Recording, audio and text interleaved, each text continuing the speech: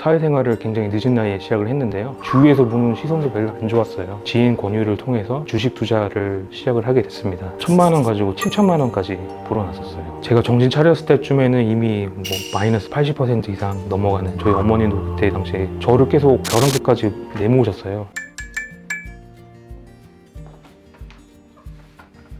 안녕하세요.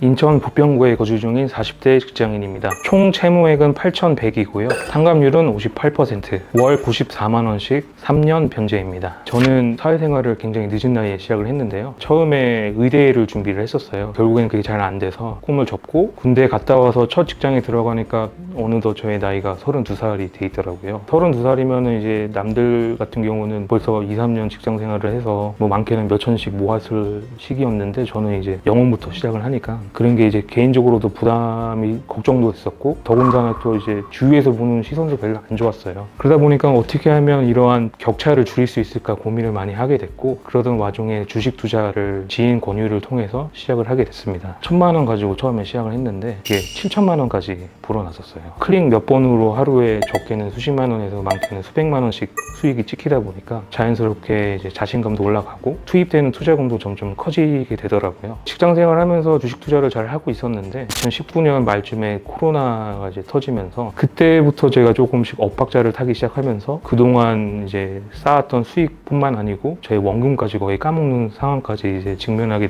됐는데, 기존까지 수익을 잘 냈던 그런 경험이 있어가지고 대출을 받아서 한번 다시 원금 회복을 해보자 이런 생각이 좀 강해서 제 1, 2 금융권에서 풀로 대출을 받았는데 그때가 한 7,900만 원 정도 제가 대출을 받았었어요. 그래서 거의 전업 하다시피 이제 직장 그만두고 이제 했었는데 1,000만 원 넘는 손실을 하루에 찍어본 적이 있는데, 그게 제 인생의 나락을 가게 된 계기가 됐었던 거죠. 제 자신이 한심도 하고 잠도 거의 3, 4일 정도 못 잤던 것 같아요. 그때 이후로 7,900만 원이라는 돈이 아이스크림 녹듯이 그냥 사라져 버리더라고요. 그때 처음으로 주식 투자의 무서움을 깨달았던 것 같아요. 제가 정신 차렸을 때쯤에는 이미 마이너스 80% 이상 넘어가는 그런 상황이 돼서 그때 좀 늦게 정신을 차린 게 지금까지도 많이 후회가 됩니다. 그래서 이거는 진짜 하면 안 되겠구나 싶어서 이제 남은 원금을 다 인출해서 대출금을 상환을 하고 주식 투자를 이제 그만두고 원금하고 이자만 갚아나가면서 성실히 직장 생활을 했었는데, 저희 아버지가 이제 3년 전에 갑자기 돌아가시게 되면서 가족이 모르던 3억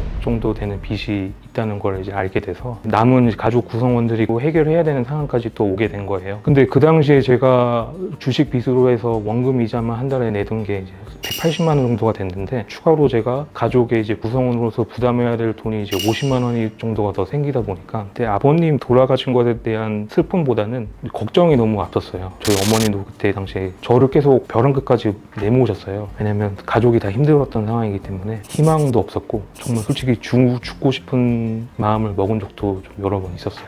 도저히 생활이 안 돼서 사장님께 이제 면담 신청해가지고 퇴직금을 좀 빨리 정산해달라 말씀을 드렸는데, 그 와중에 사장님께서 개인회생 제도라는 게 있는데 한번 신청해보는 게 어떻겠느냐 말씀을 해주셔서, 그래서 그때 처음에 개인회생이 있다는 걸 알게 되면서 희망도 생긴 반면 좀 우려도 좀 있었어요. 이 주식 투자도 과연 나라에서 변제를 해줄까, 걱정 반 희망 반 이렇게 좀 느꼈던 것 같아요. 그 당시에는 처음에는 네이버 통해서 검색을 했었어요. 저희 회사 근처에서 그나마 가까운 데 몇 개 추려가지고 전화를 해봤는데, 뭔가 이제 개인의 이런 사정에 관심을 두기보다 금액에 초점을 맞춰서 기계적으로 그냥 상담만 해주더라고요. 그래서 너무 믿음이 안 갔고 유튜브를 통해서 한번 그런 후기들이 있는지 한번 보자, 그런 와중에 법무법인 지름길에 대해서 보게 됐습니다. 후기 영상들을 봤고 다행히도 거기 코인 투자나 주식 투자를 해서 저거 똑같이 이제 대출을 받게 됐는데, 그거를 이제 탕감 받으신 분들을 보면서 내가 괜히 걱정을 했구나, 희망을 가져도 되는구나. 그날 퇴근하고 바로 법무법인 지름길에 전화를 해가지고 변호사님이랑 바로 상담을 했던 것 같아요.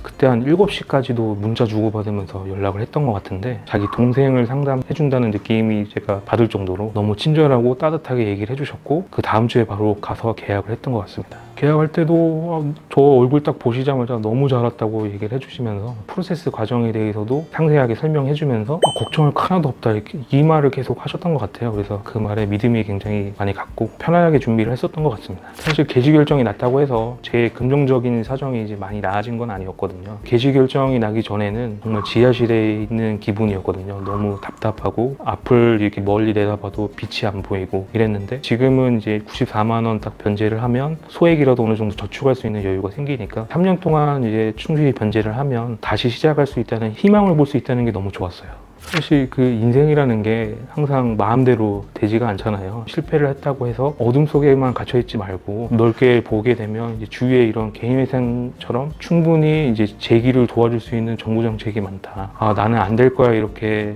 좀 두려워하기보다는 일단 신청해보고 결과를 기다려보는 게 좀 좋을 것 같습니다. 법무법인이라고 해서 돈에 연관이 안 된다고 할 수는 없잖아요. 그런 사람들을 정말 돈으로만 보지 말고 아픔도 공감해주면서 편안하게 가족 같은 분위기에서 진행을 할 수 있는 그런 곳이 좋은 법무법인이지 않나 싶습니다. 오늘 영상 도움이 되셨다면 구독 버튼 한 번씩 부탁드리고요. 도움되실 만한 추천 영상도 준비했으니까 많은 시청 부탁드립니다. 안녕!